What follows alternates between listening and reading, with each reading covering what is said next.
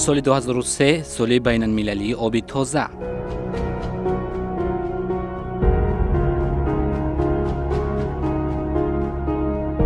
سالهای 2005 2015 10 ساله‌ای بین المللی آب برای حیات.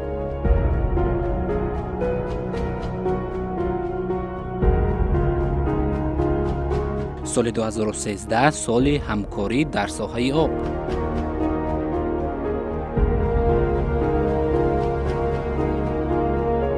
سالهای 2018 2028 10 ساله بین المللی عمل آب برای رشد استوار.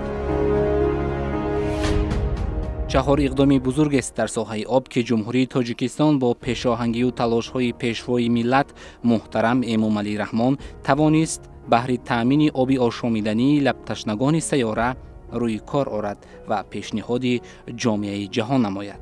رسیدن به رشد استوار، شکوفایی و امنیت تنها توسط همکاری عاقلانه و ثمرناک در ساحه آب، همکاری که بر پایه اعتماد متقابله و به نظر گرفتن طلبات و نیازهای همه جانبهای منفعت‌دار، اینچنین جستجوی منتظم راه‌های بهتر نمودن مکالمه و همکاری اساس یافته است میسر می‌گردد. تاجیکستان کشوری است کوچک با دلی بزرگ در سیاره زمین که دست با همه بهر همگرایی، آبشاری، آبداری، سازندگی، رشد استوار و ثبات و آینده انسانیت می‌دهد.